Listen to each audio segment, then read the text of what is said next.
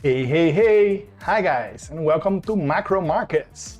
This is Marcel Pechman, analyst and writer at Cointelegraph. Today is Friday, April 14, and we'll be discussing the impacts of the macroeconomic news and events on the crypto space. We'll start by the recession topic, as both the IMF and the Federal Reserve are now expecting the US economy to present negative growth in 2023, so a recession. The Federal Reserve released notes of its latest monetary policy meeting in March and focused on the impacts of the recent banking crisis. So we all know that Silvergate Bank went down, Silicon Valley Bank went down.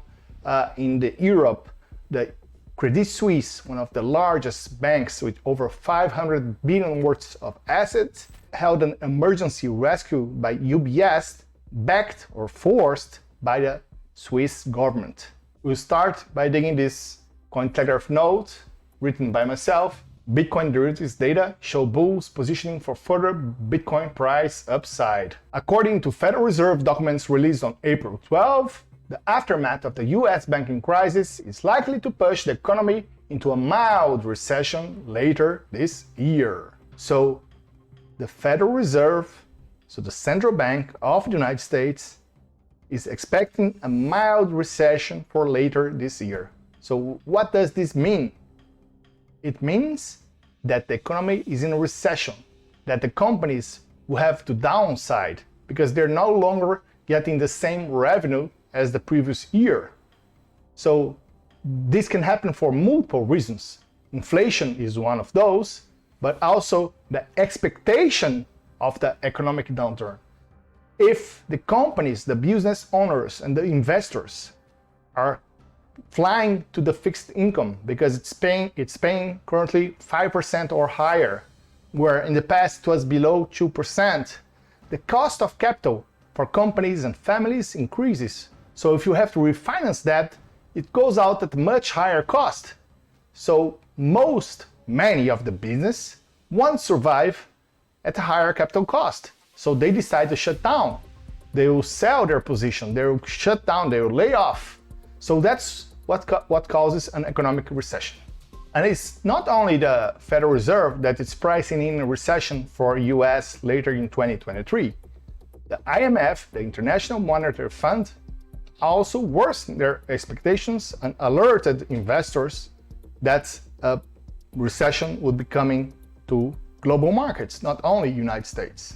The IMF report specifically said that global growth will reach the lowest levels in 40 years. So the story goes by financial stability concerns increase uncertainty around IMF global growth forecasts. The IMF now sees an increased probability of hard landing amid high debt levels. Wait, for those who are unfamiliar, hard landing means that the central bank effort to curb inflation by raising interest rates will result in a middle to huge recession. So that's a hard landing. So that's the probability of this scenario is increasing according to the IMF. So high debt levels, particularly in emerging and developing economies, sticky inflation, which I particularly don't think it's a risk for now, and rising interest rates and elevated financial market volatility. So what the IMF is saying is basically that the banking crisis may unfold a higher risk because the banks will not be lending to consumers and the companies themselves won't be refinancing their debt at 5% or higher costs. So that will cause a recession in their view, and they're correct in my opinion. The IMF report goes on to saying lending standards, particularly in smaller regional banks, have tightened, and this will affect the availability and credit to business, investors, and consumers. That's exactly the point I was making. If the banks themselves are not lending money, whether they don't want the consumer risk or whether the credit rate fee is too high, that causes a recession. Okay, So a couple of questions here. Number one, if we are heading to a recession, why is the US unemployment rate at 3.5%? Good question. Most likely because people are taking 2 or 3 jobs to cover the increased cost of living, inflation. And that's certainly not a health indicator. Number 2, why is the stock market measured by the S&P 500 only 13% below its all-time high reached in early 2022? Well, because people are no longer taking or accepting negative returns in the fixed income. If you consider inflation, for instance, currently the 2-year Treasury note, the US debt, government debt, is paying less than 4% yield, while the inflation has been above that number for the past 2 years. So after some time, the investors realized, well, I'm earning a yield, but I'm not gaining purchasing power. I'm getting devalued because of inflation. So they exited to gold, to oil, to Bitcoin, to the stock market. So that's why the S&P is only 13% below the all-time high, despite the upcoming recession. Okay, so is Bitcoin rallying for the same reasons? And what happens if the inflation cedes below 3%? Let's be honest here with each other. No one knows why Bitcoin rallied 83% in 2023 year to date. Sure, one can cite the banking crisis, Bitcoin halving next year, weakened dollar index strength, the DXY index, which measures the dollar against a basket of foreign currencies, but that does not prove cause and consequence. The biggest stake here is that inflation in the US peaked at 9% in June 2022 and has come down to 5%. Sure, that's well above the 2% target. It's painful for families and companies, but no one can argue that Bitcoin's rally, or the past 3 months, can be pinned to inflation expectation. That vastly increases the odds of Bitcoin being interpreted as a safety net for the upcoming economic recession, while the stock market will be severely impacted as revenues decline. Just a reminder to everyone, that's my own opinion. That's not investment advice and does not necessarily corroborate Cointelegraph's views. On to the next topic, we'll be discussing the bank's leverage ratio and how risky the sector currently is. First of all, one must understand that every banks operate in the same way, no matter if they're a small regional bank or JP Morgan. Clients' deposits are used to finance their operation. So basically, they're using leverage. The Tier 1 leverage ratio compares the bank's capital, which includes common stock, retained earnings, and liquid instruments, and compare to the bank's debt or the total exposure. So the higher the number, the better. Most banks in the US Tier 1 leverage ratio stand between 9 and 14%. Believe it or not, that number has not significantly changed over the past couple of years. The reason? Unrealized losses. Banks typically finance long-term operations, which traditionally pays a higher yield. For instance, a fixed 10-year mortgage rate currently pays 4.4% versus a 20-year mortgage at 5.3%. So the bank rather take a longer-term operation when they loan their capital that's being deposited there. The problem is, my friend, those banks bought long-term debt instruments when the rates were below 2%.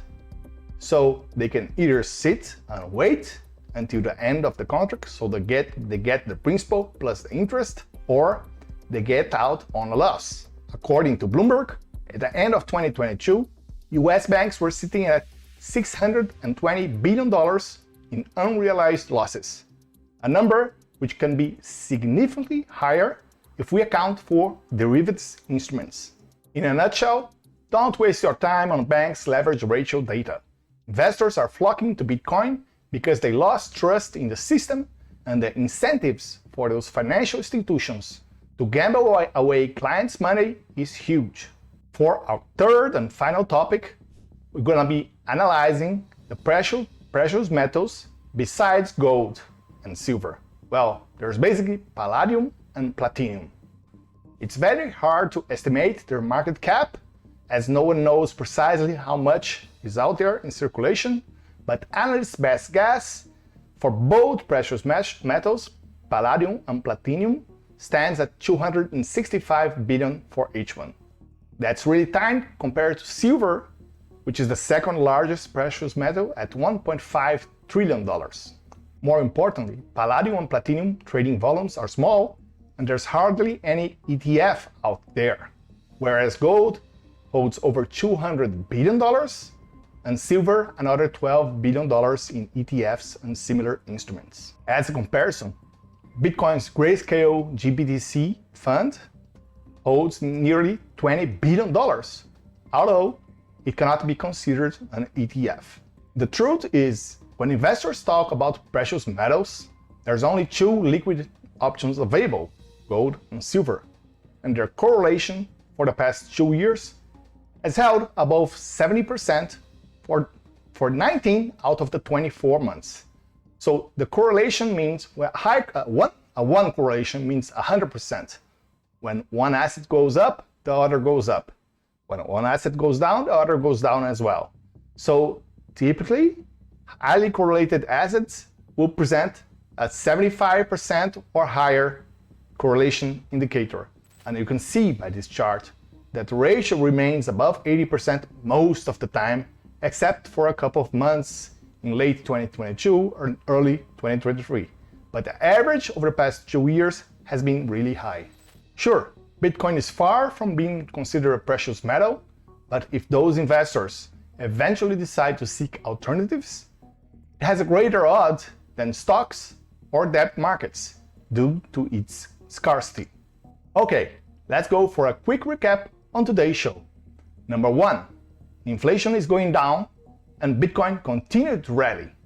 Most likely, investors are already pricing in higher recession risk, which should be detrimental for the stock market. Number 2, banks' leverage ratio is completely delusional, as it doesn't account for the losses in derivatives markets and bonds being held paying way below the current cost of capital, so at a loss. Number 3, gold and silver are Bitcoin's only real competitor in the precious metal area, and there's a huge market for their ETFs. In time, some of this money could spill to the digital asset. Well, that's it for today. Thanks for watching. Remember to like and subscribe the new Cointelegraph Markets and Research YouTube channel. See you!